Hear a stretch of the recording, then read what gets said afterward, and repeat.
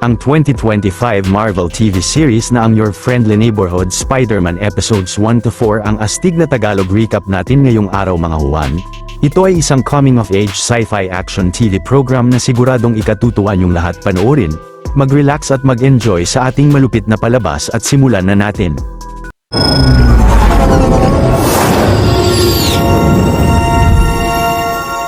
Sa Queens, New York, ang binatilyong si Peter Parker ay late nang bumangon para sa orientation niya sa Midtown School of Science and Technology, kaya't nagmadali siyang nagpaalam sa tiyahin niyang si May at agad na umalis sa apartment nila.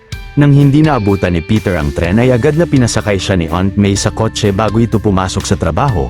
Napag-usapan naman nilang dalawa kung gaano nila namimiss si Ben Parker at kalaunan ay nakarating na ang binatilyo sa Midtown High. Subalit biglang nagbukas sa lugar ang isang interdimensional portal at bumagsak rito ang isang alien symbiote. Lumabas rin sa portal si Doctor Strange upang pigilan at dakpin ang nilalang pabalik sa kanilang universe, habang si Peter ay napansin na may isang kakaibang gagamba na nakakapit sa portal.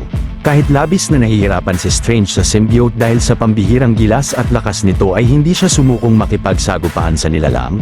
Subalit hindi nagtagal ay nagawa siyang mahagis ng kalaban palayo ng eskwelahan at nang sinakal ng symbiote ang dalagitang si Nico Minoru ay matapang na binato ito ni Peter. Pero mabilis na ginapos ni Doctor Strange ang symbiote at binalik ito sa universe nila habang si Peter ay tinulungang makatayo si Nico. Ngunit ang gagamba sa portal ay biglang bumagsak sa jacket ng binatilyo at kinagat siya nito sa leeg na agad na kinabagsak niya. Bago naman siya mawala ng malay ay nakita niyang lumipat ang gagamba sa bag ng isang estudyante. Pagkalipas ng ilang buwan ay makikita si Peter na nasanay nang gamitin ang mga bagong abilidad niya at nakalikha pa siya ng mga web shooter na may mga synthetic na sapot. Nang hindi uli naabutan ni Peter ang tren ay naisipan niyang suotin ang kanyang Spider-Man suit at nag-swing siya papunta sa Rockford T. Bales High School at hindi sa Midtown High dahil sa pinsalang natamo ng eskwelahan nakaraan. Ngunit kalaunan ay napansin ng bida sa di kalayuan ng isang binatilyo na hinahabol ng mga magnanakaw at nang masasagasaan siya ng isang truck ay mabilis na niligtas niya siya. Nang sinundan sila roon ng mga magnanakaw ay magaling na napatumba silang lahat ni Spider-Man gamit ang kanyang mga synthetic na saput at kalaunan ay ginapos niya ang tatlo sa kalapit na poste ng kalsada. Nasabi naman ng binatilyo na siya si Harry bago ito nagpasalamat kay Spider-Man at nagmadaling umalis na sa lugar ang bida. Maya-maya ay late na nakarating si Peter sa eskwelahan at pagkatapos ng klase ay agad na nilapitan siya ng best friend niyang si Nico. Kalaunan ay biglang nabangga ni Peter ang crush niyang si Pearl Pangan pero kalmadong pinatawad siya ng babae bago umalis. Si Nico naman ay hinikayat si Peter na ayain si Pearl na lumabas bago pa siya maunahan ng iba. Sa sunod na klase ay napansin ng binatilyo sa bintana ang mga kapulisan na may hinahabol sa kalsada at agad na nagdahilan siya sa teacher nila na gagamit saglit ng palikuran. Nagmadaling hinabol ni Spider-Man ang van ng mga magnanakaw at inatake niya ng sapot ang sasakyan ngunit humampas ang ulo ng driver na kinawalan nito ng malay. Pagkatapos ay mabilis na pinigilan ni Spider-Man ang van ng mga magnanakaw bago ito mabangga sa isang bus na labis na kinatuwa ng mga mamamayan ng New York sa kanya at nagpaalam na siya sa kanila. Maliit na pabor lang mga huwan, kung mahilig kayo sa mga ganitong Tagalog recap ay huwag niyong kalimutan na mag-subscribe sa channel natin dahil marami pa tayong upload na mga exciting na recap katulad nito. Ilang saglit pagbalik ni Peter sa school ay naglakas na siya ng loob na ayain si Pearl na lumabas ngunit agad na pinigilan siya ni Nico dahil naging boyfriend na pala ng babae ang football team captain na si Lonnie Lincoln habang wala siya roon.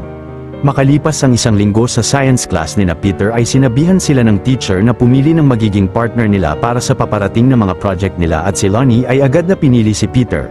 Pero maya-maya nang nagsimula na sila sa proyekto ay napansin ng binatilyo na mabait at matalino pala si Lonnie at nasabing sinuggest raw siya ni Pearl na maging partner niya dahil alam ng babae na matalino siya.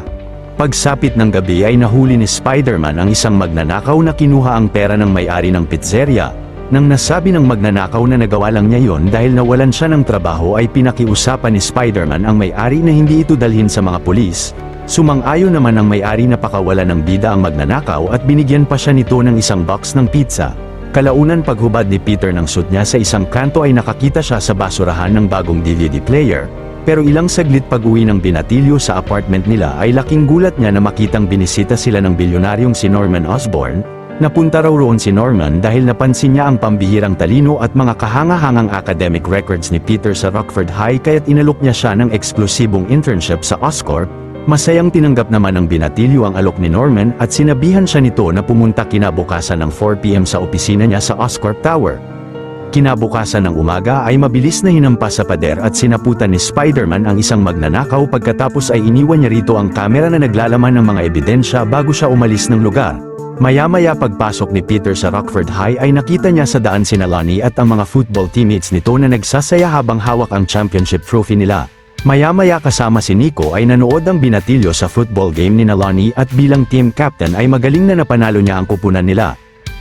Sa sunod na eksena ay pumunta na si Peter sa Oscorp Tower at nakaharap niya sa isang laboratory roon ang iba pang mga interns na sina Amadeus Cho, ang Wakandan na si Asha, si Jin Foucault at ang mga ngasiwa sa kanila na si Dr. Whitman. Pagkatapos ay binigyan ni Whitman ang 4 na interns ng mga magkakaibang mga laboratory task upang malaman niya kung saang dibisyon ng Oscorp sila magtatrabaho. Kalaunan ay inatasan ni Whitman si Peter na mapunta sa Energy Research Division kasama ni Dr. Carla Connors at nang tinulungan ni Connors ang binatilyo sa pag-research sa laboratory ay labis na kina-enjoy niya ang pagtatrabaho roon. Ilang saglit ay tinawagan si Peter ni Nico at sinabi sa kanya na inimbitahan raw sila ni Lonnie sa victory party nila mamayang gabi na sinang-ayunan naman ng binatilyo. Kalaunan ay nag-regroup ang 4 sa lounge habang break time nila at napanood ng grupo sa balita ang isang arsonist na sinusunog ang isang gusali. Agad na nagdahilan si Peter na gagamit ng palikuran at hindi nagtagal ay nakarating siya sa nasusunog na gusali ngunit galit na inatake siya ng arsonist roon na si Butane gamit ang mga high-tech na flamethrower nito sa mga kamay. Habang patuloy na inaatake ni Butane si Spider-Man ay pinaliwanag niyang binayaran siya ng employer niya na sunugin ang buong block ngayon sa 52nd Street upang mabili ito sa mababang halaga. Nang nasabi ni Peter na ang gusali ay nasa 51st Street ay kinagulat ito ng kalaban pero hindi siya sumukong atakihin ang bida at sunugin ang building. Kalaunan ay malakas na nasipa ni Spider-Man si Butane papunta sa kalapit na pet store at nagmadaling niligtas niya ang lahat ng mga hayop sa establishmento nang napansin niyang masasawi ang mga ito sa apoy ng kalaban. Pagkatapos ay sinaputan niya si Butane sa mukha at hinampas sa kanya ang isang sako ng dog food bago niya ibagsak sa kalaban ang malaking aquarium roon na kinahimatay nito. Ilang saglit ay nakatanggap si Peter ng text mula kay Dr. Connors na hinahanap na siya nito kaya't agad na bumalik siya sa laboratory. Ngunit si Dr. Whitman ay inakalang naglibot ang binatilyo sa iba't ibang parte ng Oscorp Tower na labis na kinagalit niya pero kalaunan ay sinabi ng security guard na nais raw makaharap ni Norman Osborn si Peter. Inakala naman ng lahat na tatapusin na ni Osborn ang internship ni Peter kaya't nagpaalam na sila sa kanya. Samantala si Nico ay malungkot na tinext si Peter na aalis na siya sa party dahil hindi siya makapunta roon. Maya-maya ay nakarating na ang binatilyo sa tuktok ng tower at pumasok sa opisina ni Norman Osborn. Subalit binunyag nito na mula sa security camera ng gusali ay nalaman niyang si Peter pala ang Spider-Man. Labis na kinagulat iyon ng bida at sinabihan siya ni Norman na pag-uusapan nila ang tungkol dito sa ibang araw pero iingatan raw niya ang mga sekreto ng binatilyo. Sa sunod na araw ay naglaro si Peter ng video game sa kwarto ni Nico at napansin ng kaibigan na nahihirapan siya sa trabaho niya. Kaya't sinuggest ni Nico na mag-movie marathon sila pero tumanggi si Peter dahil nag-schedule si Osborn ng dinner nila mamayang gabi. Maya-maya pagsapit ng gabi ay pumunta na si Peter sa restaurant para sa naka-schedule na dinner nila ni Norman at napansin niya na sila lang ang nandoon. Nirentahan raw niya ang buong gusali upang makasigurado sa privacy nila at agad na kumain ng marami rito si Peter. Binunyag naman sa kanya ni Osborn na ang binatilyong niligtas niya nakaraan ay ang anak niyang si Harry at mula noon ay napagdesisyonan ni Norman na hanapin si Spider-Man upang mabayaran siya sa nagawa niya. Nang narealize niyang isang binatilyo si Spider-Man ay sinimulan niya ang Oscorp internship para sa mga matatalinong kabataan na katulad ni na Peter upang matulungan ang hero vigilante ng Queens pero hindi niya akalain na siya pala mismo si Spider-Man. Pagkatapos ay minungkahi ni Osborn na bigyan ng upgrade ang buong suit ni Peter pati na ng napakaraming high-tech na features at gadgets, ngunit nasagot ng bida na kailangan niyang magawa mag-isa ang pagiging hero vigilante dahil posibleng malagay rin sa kapahamakan si Osborn at ang mga tao sa Oscorp nang dahil sa pagtulong nila sa kanya. Kaya't naisipan ni Peter na mag-resign na sa Oscorp internship pero sinabihan siya ni Norman na pag-isipan muna ang desisyon niya at binigyan ng binatilyo ng cheque na naglalaman ng $1,000. Maya-maya pag-uwi ni Peter sa apartment nila ay nadatnan niya si Aunt May na naghahandang ibenta ang karamihan sa mga kagamitan ni Uncle Ben. Ngunit napansin ng binatilyo na marami na pala silang overdue bills. Samantala sina Maria at James ay tinext ng misteryosong tao na ilagay ang pera nila sa kalapit na basurahan. Nang nilagay nga ng dalawa ang libu-libong pera nila sa basurahan ay isa pala itong robot at mabilis na umalis sa lugar at nag-iwan ng isang high-tech na case kina James. Sa sunod na araw sa eskwela ay sabay na kumain sa cafeteria sina Peter at Nico kina Lonnie at Pearl. Ngunit biglang tumawag ang ina ni Lonnie na labis na nababalisa at agad na nakiusap siya sa girlfriend niya na ipagmaneho siya pauwi sa bahay nila. Pagdating ni Lonnie ay napansin niya ang kanyang ama na nakatayo sa tapat kasama ang isang pulis. Pagpasok ng lalaki sa loob ay sinabi sa kanya ng ina niya na ang kapatid niyang si Andre ay pinauwi roon ng mga pulis dahil sa pag-vandalize nito sa isang gusali kasama ang 110th Street Gang.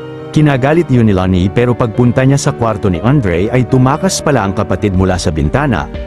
Maya-maya si Spider-Man habang nasa rooftop ng isang gusali ay narinig sa police scanner niya na may nagaganap na nakawan sa kalapit na jewelry shop.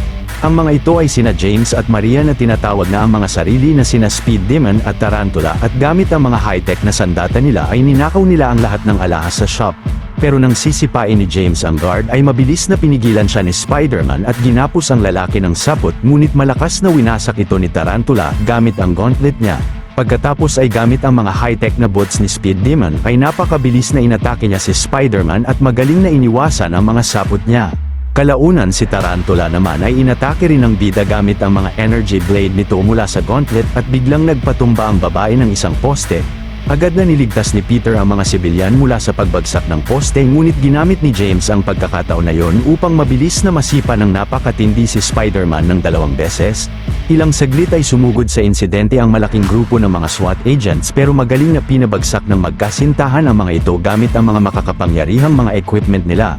Samantala si Osborn sa opisina niya ay nagawang mahak ang police scanner at cellphone ni Peter gamit ang satellite ng Oscorp upang makontak ang binatilyo na kinagulat niya.